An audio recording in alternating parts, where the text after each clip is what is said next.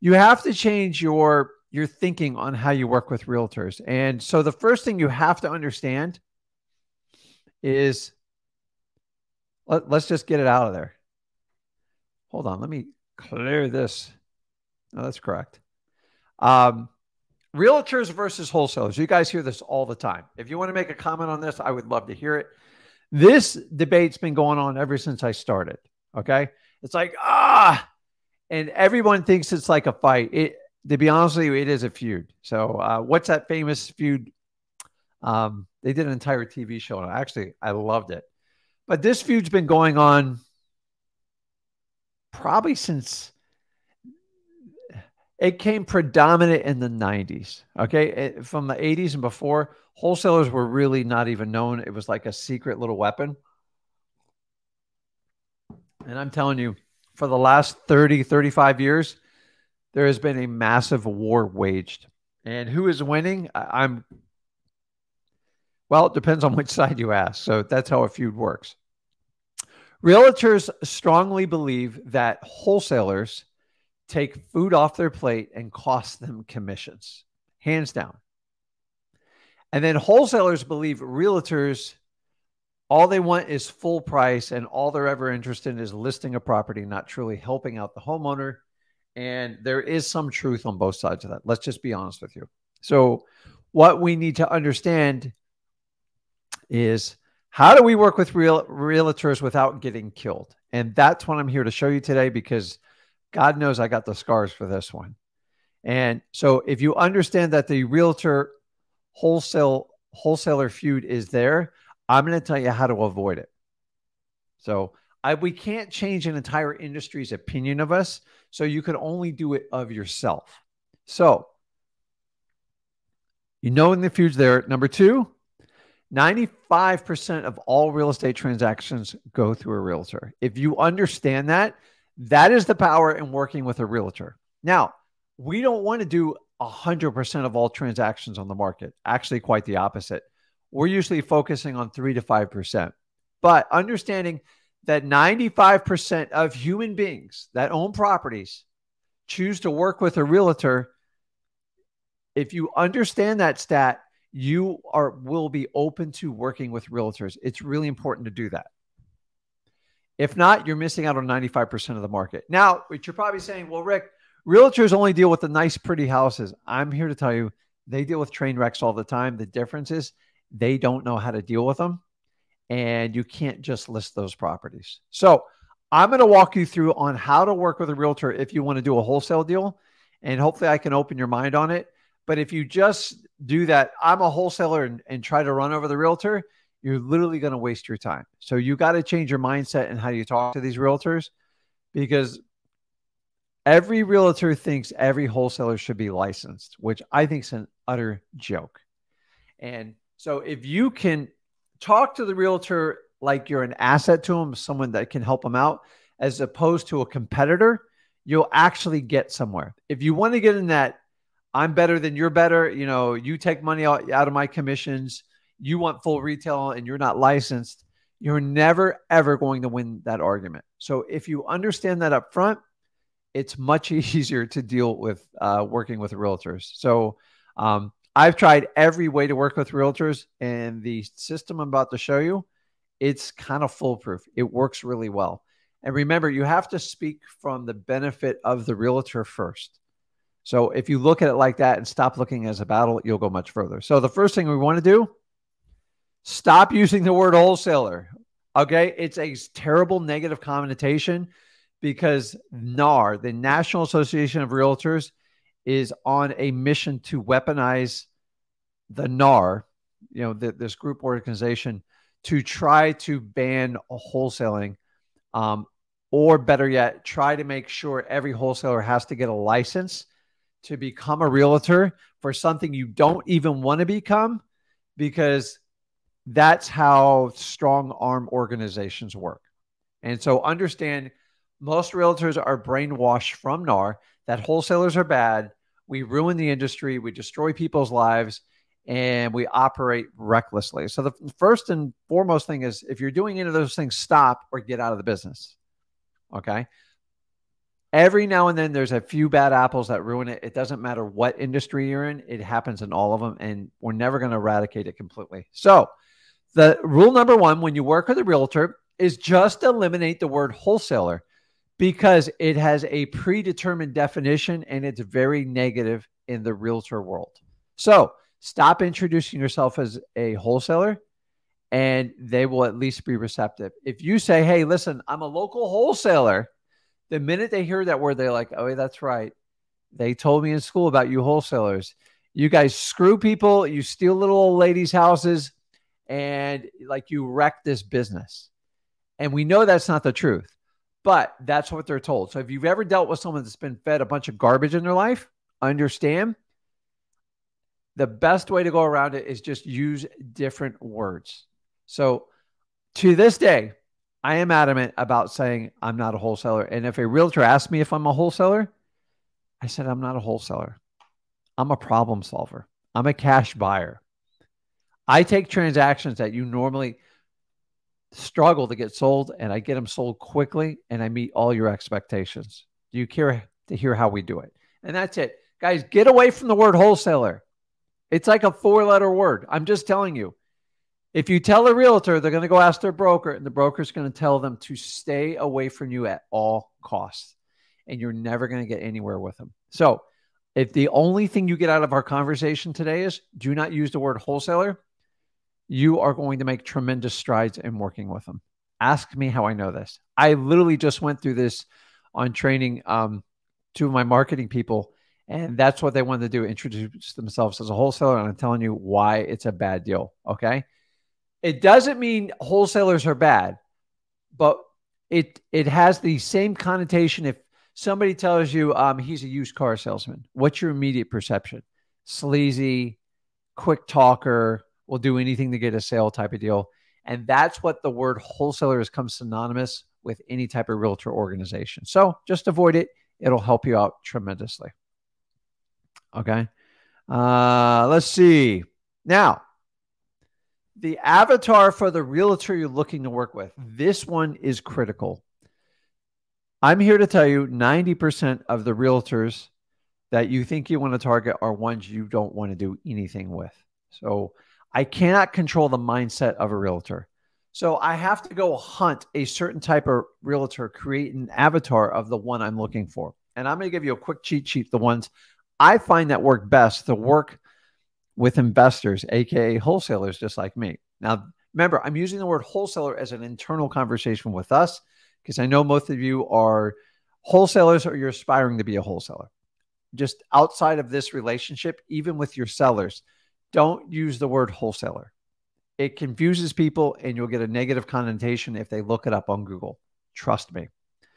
So the avatar of the type of realtor, I would love to tell you, you can just go out and find 100 realtors and pitch every one of them.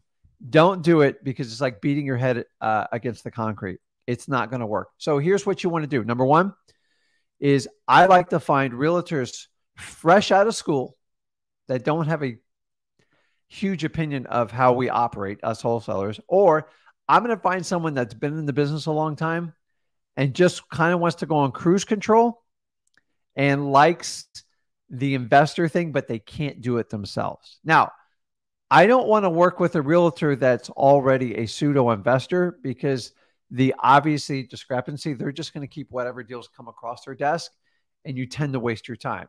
So in the beginning, I would go to local RIA meetings. It stands for Real Estate Investor Association. And I go, hey, listen, I'm looking for an investor-friendly realtor. Well, I got them. But the problem is they're doing the exact same thing you and me are doing. They just have a real estate license doing it. And you're never going to get a deal from them. They're great to talk to. They're actually fun to network with. But let me tell you this, that type of realtor is never going to bring you a deal. Why? Because when it comes across their desk, they're going to take it down themselves.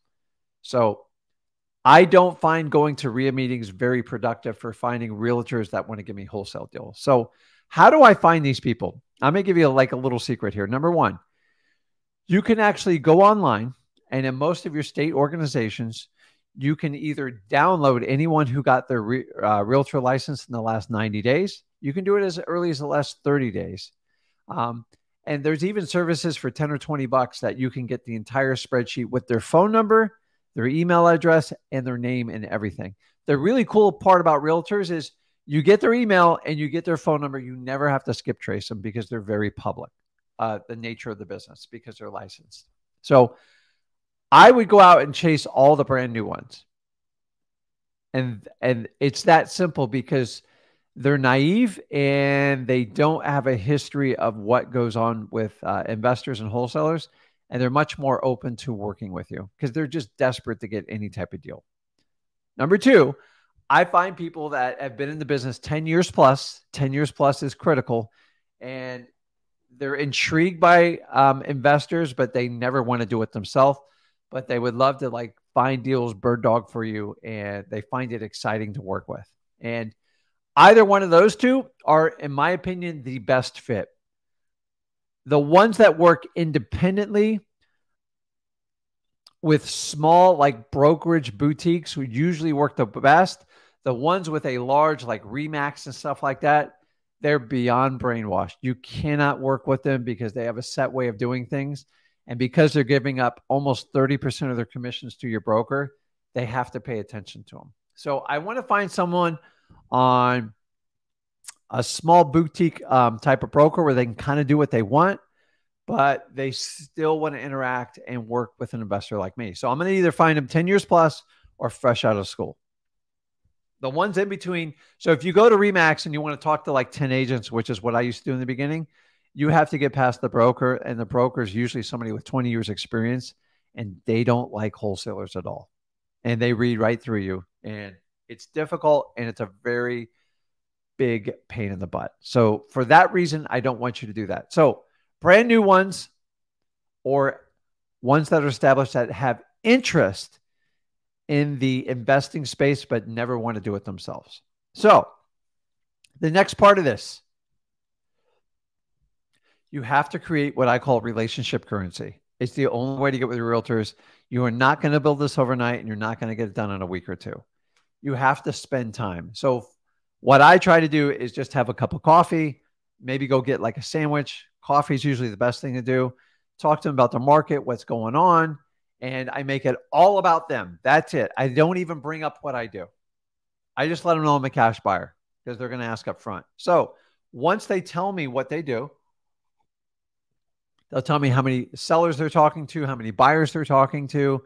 They'll give me intel on everybody in the office, and I work it up over time. After about 30 to 60 days, then if they've passed the snuff test, meaning this is a person I want to work with, they're open to talking to me, they're not completely brainwashed. The ones that are completely brainwashed by the brokers and like the Remax training and stuff like that, you're literally going to waste your time.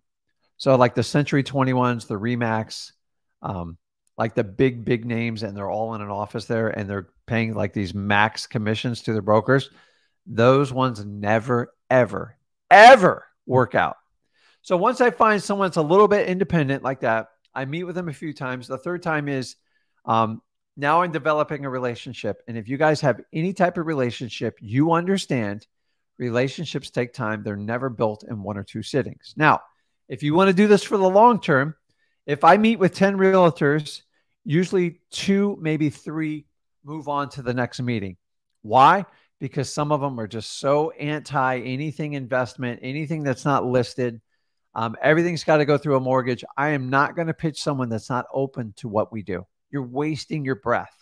Save it for the people that you can actually work with. So this relationship currency is going to cost you 30 to 60 days of your time. But I'm telling you, if you do it right, they will feed you deals for the rest of your life. I've been doing this 20 years.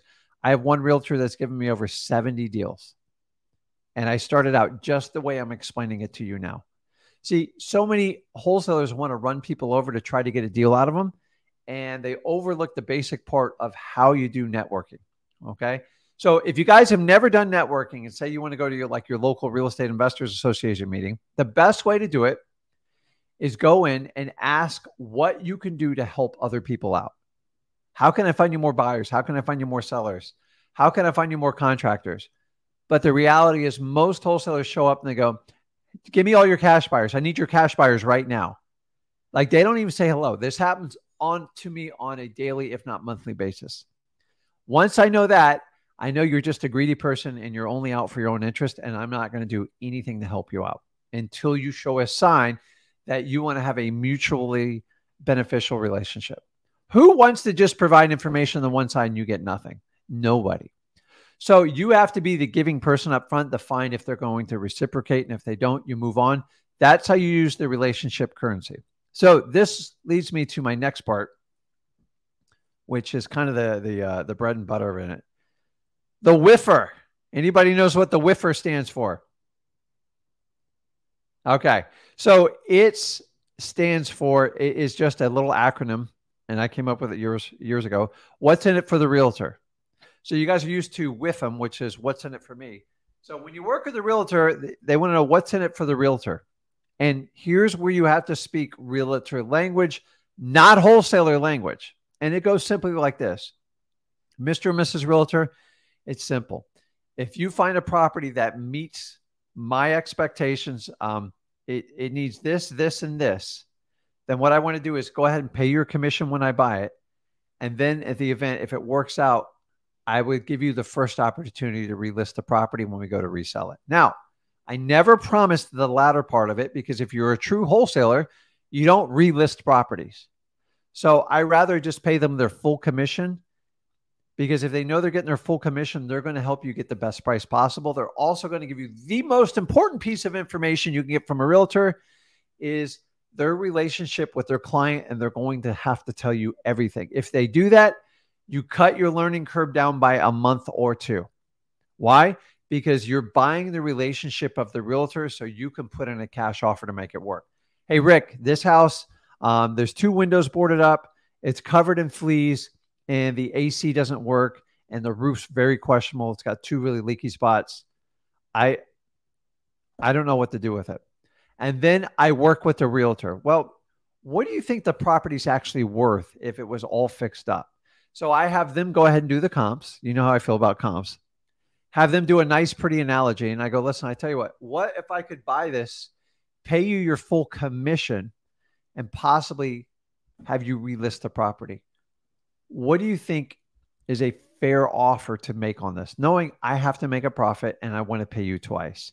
All of a sudden, it all shifts. They're going to tell you, well, the realtors, they told me they would take $92,000 if they got if they could get like a no BS offer. And then I kind of work backwards from there. You see, the difference here is I worked through the realtor instead of running them over with the cash offer. And that's the problem, is because these realtors have already talked to the owner, and they're basically their guard dogs. They have all the information. They have the relationship. So you're never going to have the relationship with the owner unless the realtor allows you to do it. Sometimes they want me to do it because it's such a train wreck, but other times they go, Rick, if you can just give me $100,000, I know they'll take this offer. And honestly, if the numbers work, I'm all in, because they just saved all the drama. And very rarely does a deal with a realtor ever fall apart, because the realtor does what? They wanted to close, so they keep the whole thing alive. So it's critically important that you respect the realtor and you work through just like I showed it. Like when you do it, you go, hey, what do you think it's worth in the perfect conditions? How much do you think the damages are on it? And you can hobble with them and they go, listen, if you expect me to make a profit and get you paid maybe twice on this deal, what do you think is a fair number to offer your client on this? Like a no hassle deal. You never have to show the property. We make it really simple. I get the realtor excited because they know what a challenge it is. They don't want to list these crappy properties because it's a pain in the butt to vet cash buyers. Most realtors, here's the truth, they're terrible at cash deals, especially houses that need fixing up.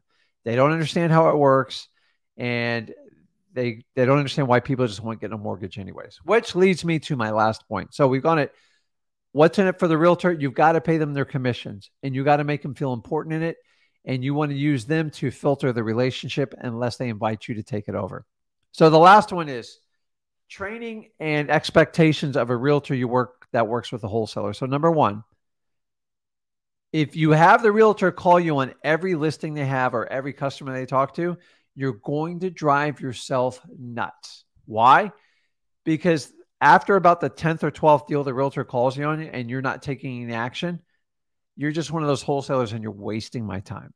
So here's what you need to do instead of that. Sit down and take the time and tell them exactly what you're looking for and put it in layman's term. I'm looking for ugly houses that need lots of repairs, that are very difficult to show.